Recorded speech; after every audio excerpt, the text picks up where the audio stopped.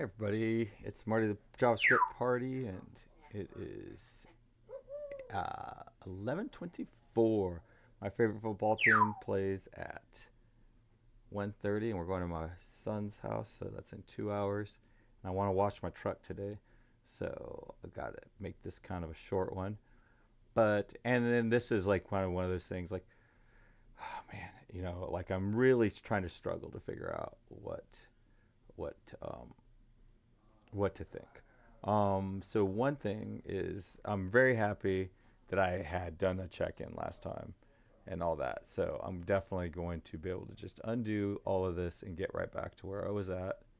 And so that is important. And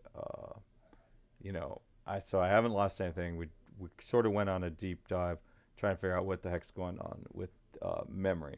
Now, there's this dude I like to watch. He's an Asian guy who grew up in Canada. His dad was like an immigrant, a first generation immigrant to Canada, and then uh, well, it was isn't right. His dad apparently is still alive, but this dude, and then he went to Yale and got a degree in English, and he's really smart. And he says a lot of things that are just flat out wrong. I mean, just wrong, absolutely, positively wrong. But at the same time, he's had a lot of experiences and he's seen a lot of things and he's put a lot of thought into a lot of things.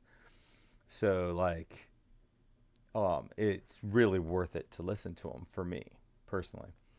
Even though like a lot of his conclusions are just wrong, and the way our language is set up, it's very very difficult to sort of tease out like conclusions from things. So like for example, like I've played a lot of sports in my whole life. I'm not like an elite athlete or anything like that, but my entire life I've played sports, and I've played at higher levels than probably most people, but not like and I've never been paid a cent to play a sport.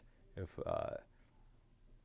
to be honest, but I mean, so that sort of, but he said this thing where he was talking about like, what if you were the best soccer player in the world, and then like you lost your memory, and then 10 years later like someone kicked a soccer ball to you and suddenly you remembered everything you remembered, would you still be the best soccer player in the world? And it's just like, absolutely positively not. You would not be the best soccer player in the world. You wouldn't even be in the top 10,000 soccer players in the world. You would be so far out of the best, it wouldn't even matter. And there's literally a million reasons why. Like for example, probably the best soccer player in the world today is probably a eensy beensy, tiny, teeny, tiny bit better than the next 10,000 soccer players behind them. And one little piece of bad luck, one anything, could cause them to not be the best anymore. I mean, the competition to be the best, especially in a sport as widespread as soccer, it would be so insanely intense that like if you forgot what you were doing for a week, you wouldn't be the best anymore, much less um, 10 years. I mean, even if you're the best and you played every day and you did everything perfectly, and let's say the best player in the world is 25 years old today, there's no way he's going to be the best soccer player at 35, even if he did everything perfectly, much less, like if he forgot everything and then didn't practice for 10 years and all that. And it's just this dude didn't play any sports. So he's making points, and the points are well taken, but many times his conclusions are just completely batshit crazy. That's the same with me. Like I've been around, I've seen a lot of things. I'm making conclusions about things, but a lot of my conclusions can be completely screwy. I'm just doing the best I can with what I know. I have very limited knowledge on a lot of things. Um, so I just want to make that clear that like what I'm saying here could be 1,000% wrong. I'm just doing the best I can. Now, with that said, another thing is there's this game that I used to call that me and my kids used to play back. There was sort of a time between when you just had a computer, and then when we had the internet, where we had um, what were called LANs, local area networks, and so there were some games that were very, very popular when we were at that stage. It was probably about a 5, 6 year period where a lot people did a lot more for LANs than they did. Like they used to call it the intranet versus the internet, and the intranet was something that was on a local area network. The internet was something that was available to everybody. So a lot of places had like applications that were intranet applications, and then applications that are internet. Now we've sort of replaced that word with firewall. There's some applications that are behind the firewall and some applications that are on the other side of the firewall, because for the most part, in my personal layer of existence, almost all applications that are in the that are on computers are on the internet, right? Like there's someone that could figure out how to hack into any of these applications because I'm on the internet. So anyways, but the point is there was this game that was called Baldur's Gate, and the I used to always call it Baldur's Gate because I kind of learned it with just me and my kids, and it kind of spells. It could be Baldur's Gate, but it really triggers a lot of younger people if you call it Baldur's Gate. They want it to be called Baldur's Gate. So Baldur's Gate, there's this concept where you wake up inside of a dungeon, and then you walk around, and there's like prizes and things that you can pick up, and so you start picking things up and all that. And we played in that dungeon unaware that there was a anything outside of the dungeon for like a year and a half. Now the kids, to be fair, the kids were both the boys. I think were less than 5 years old. Definitely less than 8 years old. They were children. So we used to play this game, and we'd walk around the dungeon.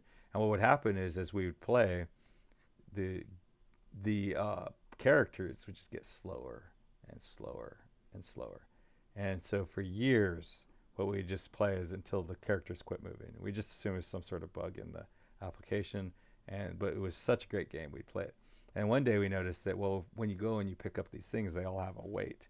And if the weight of the player is more than the weight that they can carry, if you exceed their capacity, then they can't move around anymore. They just become completely immobile, or they move really, really slow. And so it took us a long time to see that. And once we saw that, then all suddenly we could get our players, and we could do all kinds of stuff, missions that we weren't able to do before, and all that. And then next thing you know, we escaped the dungeon, and then there was a whole nother world outside, and the game was just like a whole different game.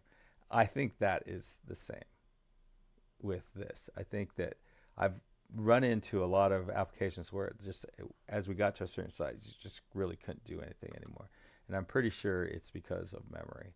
And the thing is so in Baldur's Gate, you might pick up like some armor and carry the armor around, and then you find another armor and you carry that armor around, and then find another armor, and you're carrying three different kinds of armors because different armors could do different things. So you just swap from one armor to the other, and then next thing you're moving slow. So we figured out, oh, you could just leave armor.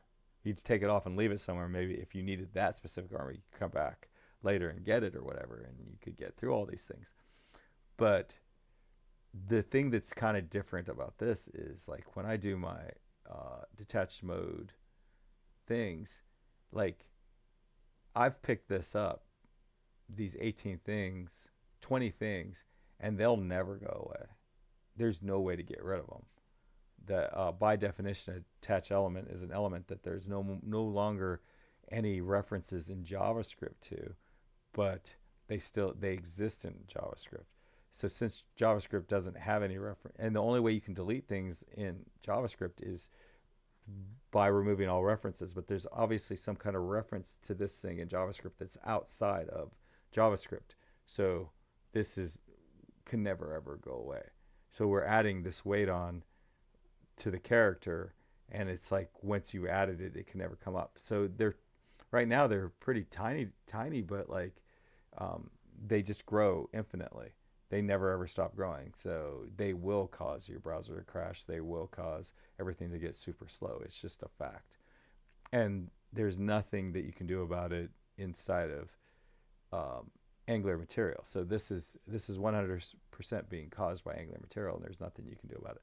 So I need to remove these things, and that's why memory leaks are so important, because you need to remove them, or they'll because you once you get them, you can never ever remove them. They just stay forever. So this is just a way that's slowing this thing down that can never go away.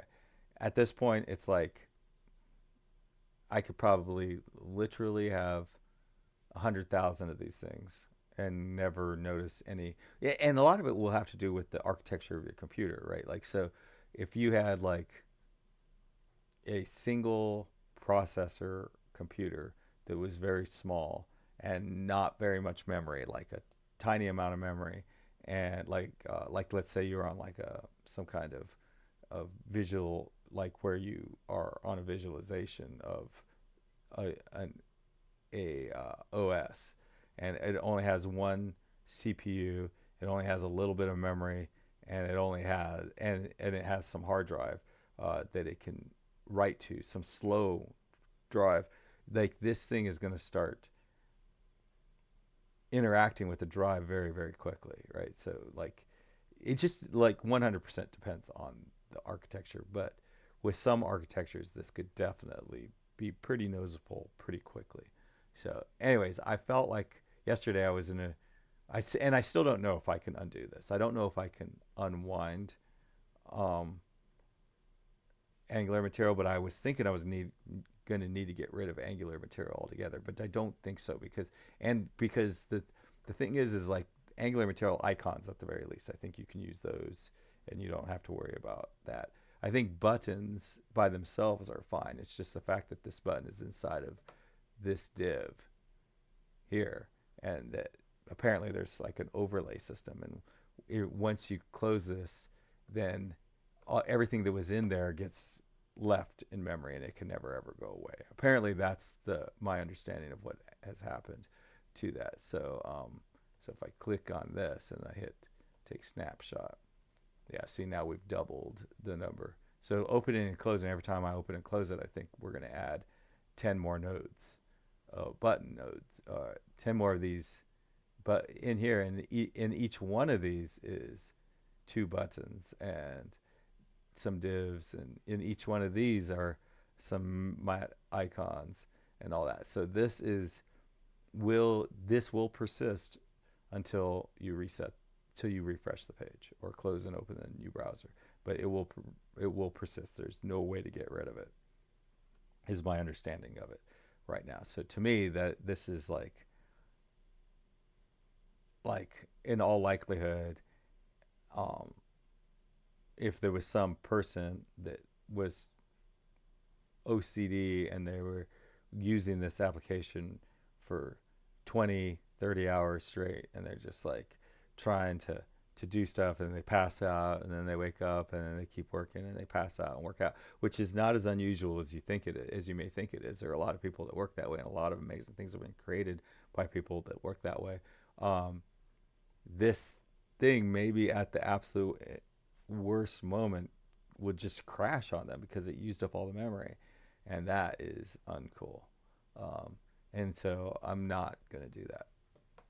Now, if I didn't have end-to-end testing, I don't think there's any possibility that I would be able to not have to just start from scratch. Because as I delete these things, making sure stuff works the way I want um, is probably going to be paramount. Now, the other sort of thing, and I don't know if we don't have one right now, but like you'll get this thing where, and it's really bizarre. It's like expression changed a console message, and it basically means, I believe what it means is that um, there was a value, and you were trying to put the value on the screen, but before it ever had a chance to draw it, the value changed. And it's just like, okay, so what? Who cares? So that'd be kind of the same as like saying, um, someone says, "Oh, how many shoes do you own?" And then you're like, "Oh, okay, I'll tell you tomorrow." I'm gonna tell you tomorrow how many shoes I own, and then let's say you own 20 shoes, and then the next day when you went to check there was 30 shoes. Like they want to know how many shoes you have, so you say 30. That's kind of like saying 30, but I used to have 20. I had 20. I never had a chance to tell you that we had 20, but now we have 30. Now, maybe that matters. I don't think it matters from in my personal experience. That's never ever mattered, but I guess it could matter if you had some sort of rule like if we ever hit exactly 20 shoes, we have to do this. Um, and you did have exactly 20, but I never got a chance to tell you when we had 20. It seems like that's what that is, and I don't care about that. I've never cared about that. It's like just tell me what it is. I don't care what it was that it used to be something, and you never told me what it used to be. I just want to know what it is because it is updating this thing. Like, I mean, like if we go to performance, I just learned this in my last one. See, like this. Wow, so that's really bad. 128 milliseconds. I don't think is good. Um, I think 60 milliseconds is good. So, but it says that that's good. Um, INP. Um, so something just happened though up there, which was interesting. Device configure throttling to simulate real users and user environments. Wow. So they say you should do a 4x slowdown, and that's recommended. I wonder why. And then you can simulate that and see I've disabled my network cache. I don't know. You could record. So, anyways, your local. So, anyways, I would have thought this was bad, but INP value is, I don't know, interactions to next page, 128 milliseconds. That seems bad to me. We do have a question mark though thing here.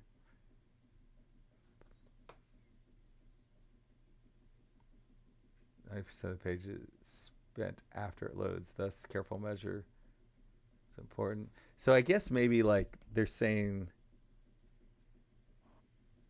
based on based on this just quick overview, it looks like what they're saying is amount says the page overall responsive to users' interaction by observing latency of all click, tap, keyboard interactions.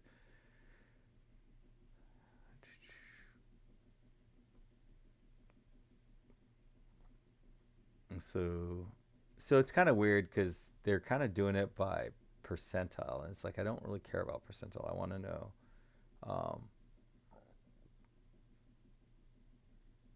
you must amount. So it's saying less than 200 is good. Um, it has good responsiveness. So I think what it's saying is how it's going to fill to the user. So from like this to this, and this opening will change your um, like how that fills, how it fills when it closes and opens and all that. Like, and I guess as long as it takes less than 200, which would be like three, your eye can probably recognize three changes. That's a very good um, response. But it's like the pointer moving,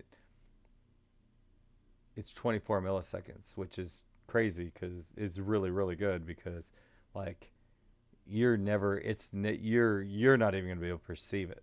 It's showing it more often than your eye can even perceive it. I guess I don't even know if showing it is the right word, but anyways, so that is that. So this one seems like a really cool thing to dig into. Um, but anyways, remove. I need to change this app menu to be to not use. Let's open that. To not use this map menu thing. So, like I'm pretty sure I can still use this. I don't need the menu trigger, but I can have the button and it can look like that, and I can still have show menu, an event, and I don't need to pass in the menu trigger because that's going away. and then this can just be a regular div, and I could probably have like a ng class or something, and the ng class um, can show or hide it. Now, once I do that, what I'm going to end up having to really watch out for is the expression changed console error, and I may have to do something to sort of like um, let it like give it some time, like throttle the amount of time from when I click something to when it actually does that, which then will have a negative effect on that performance thing that we were just looking at, probably. But anyways, um, yeah, so it kind of seems like this isn't so scary because at least this one specifically isn't very scary because uh, the um, because the changing this to a div, I even like changing this to a div, I'll probably be able to, like, if I wonder yeah, I don't want to kind of get into it, but changing this to a div and make it an ngf and then updating the styles so that they look the same as this is probably not going to be particularly hard. I don't think we'll lose any of this mouse over action. I think that's absolutely going to continue to stay as long as we keep using these buttons and icons. So I don't think that it is as sort of scary. At least this part isn't as scary. I think we're also having issues, and it'll be a lot easier to do it when you go like F12 and memory, clear that, and then like if I add something and then I change views, I think we're also adding a whole bunch of stuff. But I mean, yeah, so we have a whole layout that with a visualization in it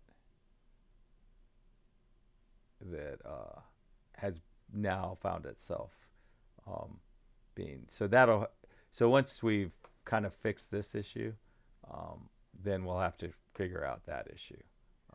This app custom layout is still being there, and see, like, these icons still exist apparently. But yeah, I do think that probably the rest of the year is going to be spent fixing these um, detached elements, and that is only one thing. And I don't, but like these, let's see, start. Um, it's still. Oh, I have to stop. Okay. So yeah, I don't even know. I don't think there's anything particularly in the context that I'm thinking of like memory leaks. I don't know that there's anything particularly useful, at least not without comparing it to other things. And this is the same deal, allocation. So yeah, I don't know what you're supposed to do at this point, but I think this maybe is like again more of a responsiveness sort of thing, Um, I'm guessing like if I start and just pop this back and forth a few times, and then is this no? So that's clear. This is stop. Then I guess it kind of makes a little report that kind of explains what's happening. I guess we could probably say, hey, I want to see what this is and all that. So I haven't really quite figured out, so let's clear that. And then this is just so much information, I can't quite grasp it. But I can in fact grasp. I wonder if this HTML elements is basically, see, I suspect this is actually the same thing as the detached nodes, but maybe not. I don't know. Anyways, yeah, I think yeah, tomorrow I'm going to start trying to move over from Angular material, this pop-up here, and to have a div. And I think I'm just going to have the div sort of just live there, not remove it and remove it from the DOM and add it to the DOM. Just like it's always there. You can either show it or hide it. Um, I don't know if I want to. Maybe it's might make sense to put it behind another div. Um, that could be problematic with tabbing, but the keyboard layout end-to-end test that we have would sniff that out for us immediately if that's a problem. Anyways, so tomorrow that's what I'm going to start doing, and happy coding, everybody. Bye.